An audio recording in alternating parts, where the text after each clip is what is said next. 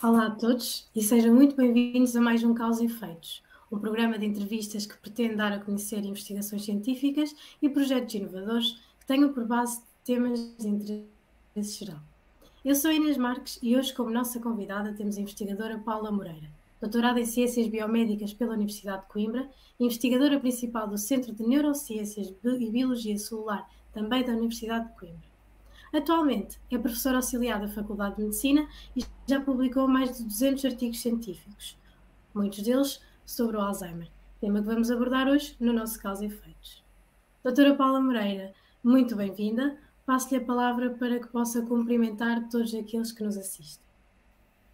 Olá Inês, obrigada pelo teu convite para estar aqui hoje a falar um bocadinho sobre a doença de Alzheimer e quero cumprimentar todas as pessoas que estiverem a assistir aqui a esta entrevista e espero que seja esclarecedora sobre alguns pontos.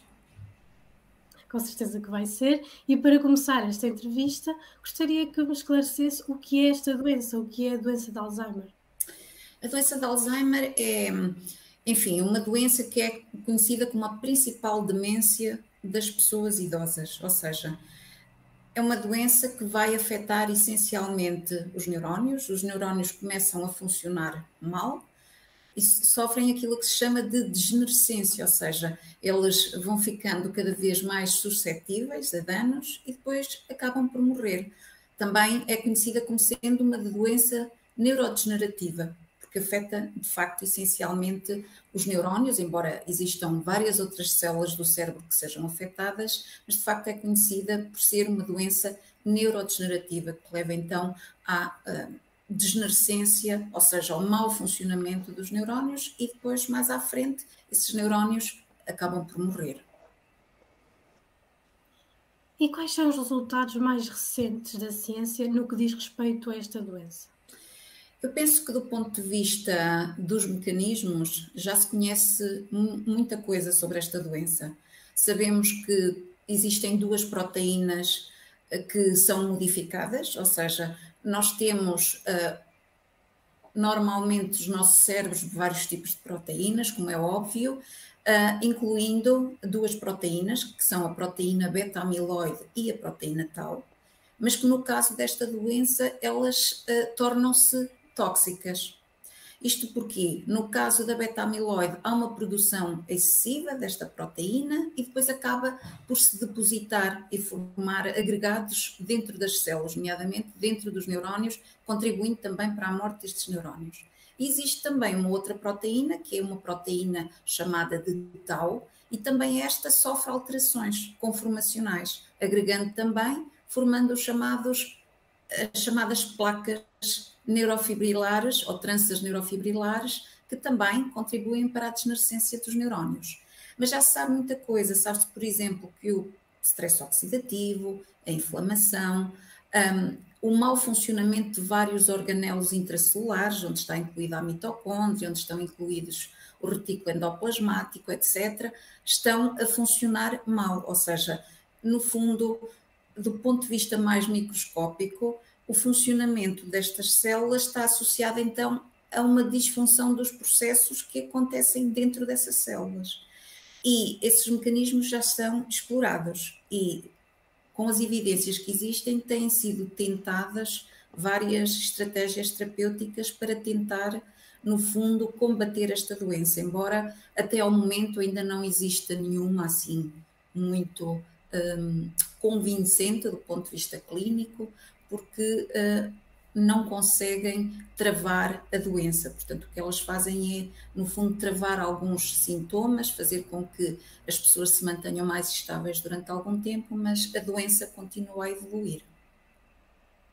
A doutora Paula não referiu aqui, mas eu, no final de outubro, início de novembro, li várias notícias que diziam que a vacina contra o Alzheimer começou a ser testada em seres humanos.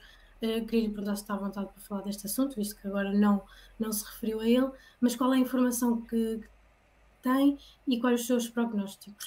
Bom, de facto, em termos de terapêutica, aquilo que existe até o momento são fármacos que atuam então ao nível dos sintomas. No fundo, o que eles fazem é fazer com que a pessoa se mantenha funcional durante mais tempo, mas não conseguem, no fundo, atuar nos mecanismos que estão defeituosos. E portanto, esses fármacos já existem há alguns anos. De facto, este ano foi aprovado um novo fármaco, que no fundo é um anticorpo, que tem como objetivo evitar a agregação da proteína beta-amiloide que eu já lhe referi há pouco. No entanto, este é um anticorpo que está a ser muito controverso, porque embora de facto ele reduza a agregação dessa proteína beta-amiloide, do ponto de vista clínico, os dados ainda não são muito robustos e, portanto, há quem diga que a aprovação deste novo fármaco foi um bocadinho precipitado. De qualquer das formas, é tudo muito recente, portanto, as pessoas só agora é que estão a ser tratadas com esse anticorpo e precisamos de algum tempo, um tempo mais ou menos longo, para percebermos se de facto ele é eficaz ou não no tratamento da doença. E em muitas das suas investigações científicas diz que o diagnóstico desta doença, da doença de Alzheimer, continua a ser um grande desafio. Eu pergunto-lhe então quais são os primeiros sintomas da doença e se esses mesmos sintomas não se podem confundir com outras doenças neurodegenerativas. Em relação aos sintomas, eu penso que aquele que é mais conhecido e que é aquele que é o primeiro que aparece normalmente e que, no fundo, acende a luzinha vermelha, digamos assim, é a perda de memória, ou seja, começam a aparecer queixas de memória. E isso também, por vezes, assusta um bocadinho as pessoas, porque a falha de memória acontece e está associada mesmo ao processo fisiológico do envelhecimento, o envelhecimento dito normal, todos nós envelhecemos, não é? E associado a esse envelhecimento temos então essa perda de memória. No caso da doença de Alzheimer, essa é uma alteração que está um pouco mais pronunciada, ou seja, as pessoas esquecem-se e têm muita dificuldade em relembrar. Obviamente que numa fase mais precoce existem depois estratégias que as pessoas podem adotar para compensar, digamos assim, essas falhas de memória. Por exemplo, escrevem muitos post-its e colocam em locais-chave que sabem que vão passar por ali e que os ajuda a lembrar, mas de facto depois com o evoluir da doença depois vão surgindo várias outras alterações cognitivas, portanto, problemas de atenção, de concentração, de julgamento, portanto, existem aqui várias alterações que depois vão surgindo também associadas a esta perda de memória. Eu penso que a perda de memória é, de facto, o sintoma mais característico e que melhor define a doença de Alzheimer. Mas, como lhe disse, pronto, depois há que perceber se faz parte de uma falha de memória comum, que aparece de vez em quando e que é típica também das pessoas com alguma idade, até mesmo pessoas mais jovens, não é? De vez em quando têm falhas de memória, principalmente em situações que podem gerar algum stress. Esse stress pode, de facto, alterar aqui os processos cognitivos, mas no caso da doença de Alzheimer, essa perda de memória depois progride, torna-se mais acentuada e, obviamente, que depois outras alterações cognitivas vão surgindo. Em relação ao diagnóstico, o diagnóstico, pronto, costuma-se dizer que o diagnóstico definitivo de uma doença de Alzheimer acontece pós-mortem, ou seja, quando a pessoa morre e se faz uma autópsia ao seu cérebro e se visualizam aqueles agregados proteicos que eu já referi há pouco. portanto, as tranças neurofibrilares e também as placas senis, portanto, formada pelas tais proteínas, proteína tau hiperfosforilada e a proteína beta-amiloide. Mas, hoje em dia, nós já temos muitas ferramentas que nos permitem um diagnóstico quase definitivo do indivíduo. Portanto, nós podemos fazer análise ao líquido cefalorraquidiano para tentar perceber, então, se tem alteração ou não dos níveis dessas proteínas neurotóxicas. Nós também podemos ter testes neuropsicológicos que vão avaliar a função cognitiva. Temos também as técnicas de imagem que nos permitem ver também a acumulação, principalmente da proteína beta-amiloide, se há alteração, por exemplo, do metabolismo da glicose e do fluxo sanguíneo, que também é uma alteração que caracteriza os cérebros desses indivíduos. De facto, nós já temos então várias ferramentas que nos ajudam a ter um diagnóstico praticamente definitivo, mas de facto ele só é mesmo definitivo quando depois se faz a autópsia e se visualizam nos cérebros desses indivíduos esses marcadores e também uma perda neuronal acentuada. E tal como existem essas técnicas para diagnosticar a doença, existem também técnicas ou algum tipo de terapia para melhorar a qualidade de vida do doente? E se existir, será que compensa ao doente o valor que vai gastar, visto que acaba por não ficar totalmente curado? Existem algumas estratégias que parecem, enfim, dar algum benefício às pessoas que sofrem de demência, nomeadamente de doença de Alzheimer. Por exemplo, está provado que algumas práticas de socialização, o facto de, por exemplo, serem inseridos num grupo que lhes permite, por exemplo, ouvir música, que lhes permite cantar, interagir uns com os outros, dançar. Essas são algumas atividades que podem fornecer algum suporte, algum apoio a esses indivíduos. Obviamente, para além da terapêutica existente, não é? Que lhes vai, então, digamos assim, ajudar a estabilizar um bocadinho os sintomas. Mas, para já, de facto, em relação à progressão da doença, ainda não há nada de muito concreto que se possa dizer. Aquela prática ou aquela estratégia pode, de facto, trazer benefícios significativos aos indivíduos que as praticam. Podem melhorar em termos de sintomas, mas em termos de progressão da doença ainda não existe nada assim de muito concreto, muito provado. Sabe-se que existem algumas medidas que podem prevenir, ou seja, antes do aparecimento das doenças, como acontece para várias outras doenças. Por exemplo, sabe-se que o nível de educação é muito importante, uma vez que exercitarmos os nossos neurónios funciona um bocadinho como ginástica e ajuda-os a manterem-se mais viáveis. Também o facto das pessoas, lá está, terem hobbies, ou seja, é muito importante uma pessoa quando se reforma, uma vez que é uma doença que atinge essencialmente pessoas acima dos 65 anos de idade, é importante que as pessoas, por exemplo, quando se reformem, consigam arranjar alguns hobbies, algumas atividades que os mantenham ativos, quer fisicamente, quer intelectualmente. Portanto, isso é extremamente importante como prevenção, essencialmente.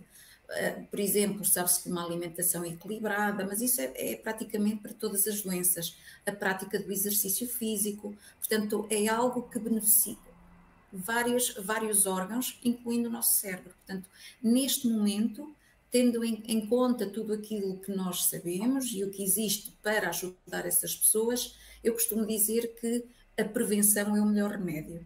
Neste momento, a prevenção é o melhor remédio, o que significa que, de facto, nós devemos, portanto, adotar estilos de vida mais adequados para evitar, portanto, que o nosso corpo, os nossos órgãos, incluindo o nosso cérebro, fique vulnerável e, portanto, possa depois, neste caso, desenvolver uma demência de tipo Alzheimer.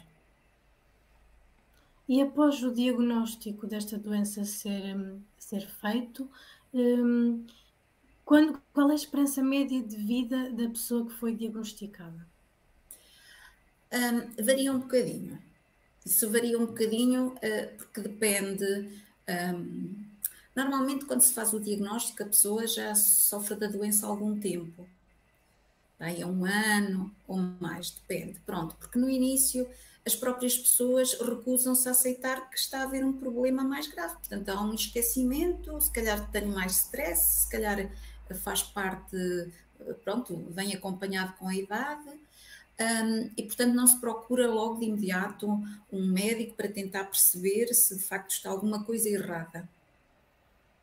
E depois depende muito se a pessoa ou a família decide portanto, fazer com que aquele indivíduo permaneça com a família ou se é institucionalizado, porque depois depende das condições a que está sujeito o indivíduo. Se é estimulado, portanto, ele conseguirá estar mais tempo. E também depende, lá está, da terapia, se lhe é dada uma terapia farmacológica para ajudar a estabilizar durante algum tempo os seus sintomas.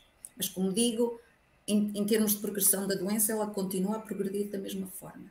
Portanto, depende do meio onde o indivíduo está inserido, se tem alguém que o estimule, portanto, com muita frequência, nomeadamente a estimulação intelectual, e depois se esse indivíduo tem ou não outras doenças. Portanto, se tiver já outras doenças associadas, portanto, isso irá também reduzir a esperança de vida daquele indivíduo. Mas podem estar... alguns indivíduos, é como digo, é muito variável, mas depois do diagnóstico pode estar 8, 10 anos, depende do local onde o indivíduo está inserido e lá está, da estimulação que ele recebe. Mas é muito variável. Há muitas variáveis que podem interferir com os anos de vida após o diagnóstico. E é possível que as crianças, quando são muito estimuladas na infância, sejam menos propícias a virem desenvolver este tipo de doenças quando chegam à fase adulta ou idosa? Pronto. Em relação... quanto maior estimulação intelectual se tiver, à partida, maior será aquilo a que se chama da nossa reserva cognitiva, ou seja, no fundo funciona um bocadinho, é uma espécie de armazém de forças, entre aspas, do nosso cérebro que ele tem e que recorre sempre que há algumas alterações em termos, por exemplo, da comunicação dos neurónios. Portanto, os neurónios comunicam entre si, têm que estabelecer ligações e quanto maior for a estimulação, digamos assim, mais fortes são essas ligações entre os neurónios e maior dificuldade haverá para surgir ali um problema na chamada rede neuronal. Se houver menos estimulação, portanto, o cérebro daquelas pessoas estarão mais suscetíveis. Mas o que acontece é que temos também sempre a componente genética, que desempenha um papel importante. Por exemplo, sabe-se que se tiver se os progenitores, um deles tiver doença de Alzheimer, a probabilidade dos filhos terem, portanto, aumenta, nomeadamente se for a mãe que tem a doença de Alzheimer. E depois também depende muito do estilo de vida da pessoa, ou seja, se tem uma vida que lhe causa muito stress, já sabemos hoje em dia que o stress está na base de muitas doenças, incluindo doenças do cérebro, portanto depende de vários fatores, ou seja, há fatores ditos ambientais, há fatores genéticos, portanto tudo isso vai depois jogar e se tivermos sorte não vai causar o desequilíbrio a favor do desenvolvimento de uma demência, mas às vezes mesmo que sejamos estimulados intelectualmente ao longo da vida, podemos vir a desenvolver uma doença de Alzheimer. Portanto, há uma série de fatores que vão jogar entre si e que depois vão, no fundo, decidir o destino daquele indivíduo. Portanto, existem emoções subconscientes ou, de alguma forma, traumas de infância que, de alguma maneira, possam estar na origem da doença de Alzheimer. E, como estava a dizer, esta doença, então, é hereditária. Tem uma componente genética, sim. Em relação à doença de Alzheimer, nós temos duas formas.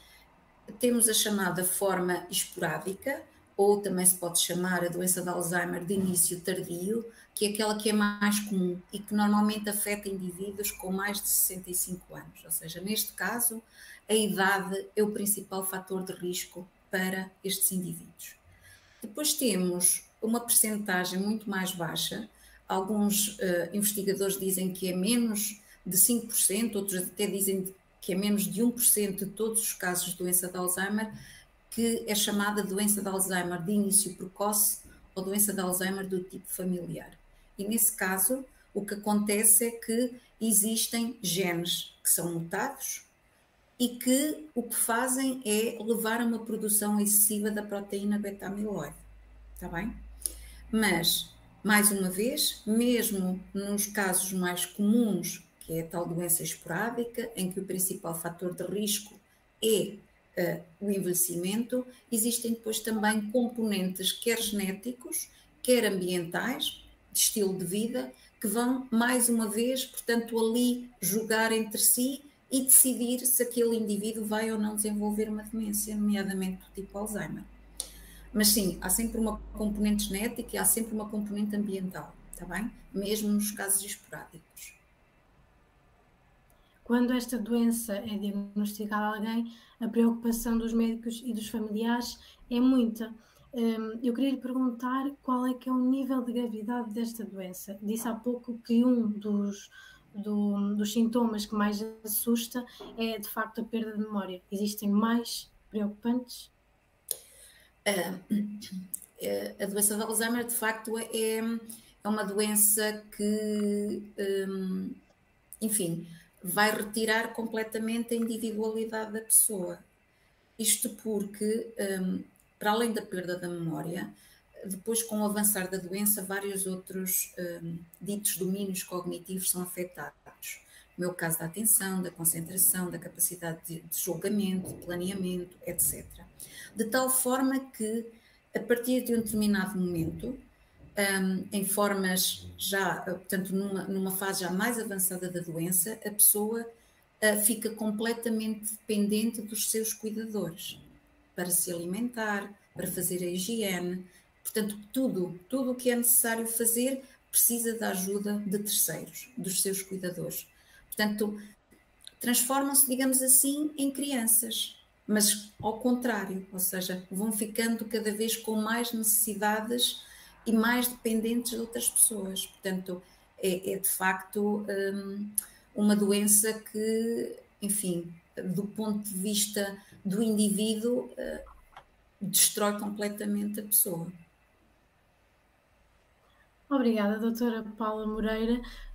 A nossa entrevista chegou ao fim, foi curta, mas muito esclarecedora. Obrigada por partilhar esta informação connosco. Foi um gosto tê-la aqui neste programa e passo-lhe a palavra então para que se despeça de quem nos está a ouvir. Então, quero agradecer mais uma vez à Inês pelo convite. De facto, tenho sempre muito prazer em falar um bocadinho sobre aquilo que fazemos e a investigação, o âmbito onde ela está inserida, e despeço-me de todas as pessoas que estão a ouvir e espero que tenha sido suficientemente esclarecedora e que tenha ajudado a perceber algumas das coisas associadas a esta doença. Obrigada. Obrigada a nós e a quem nos está a ver, muito obrigada por nos acompanhar. Não se esqueça de subscrever o canal para que possa continuar a fazer parte deste nosso projeto. Eu sou a Inês Marques e este foi mais um Causa e Efeitos.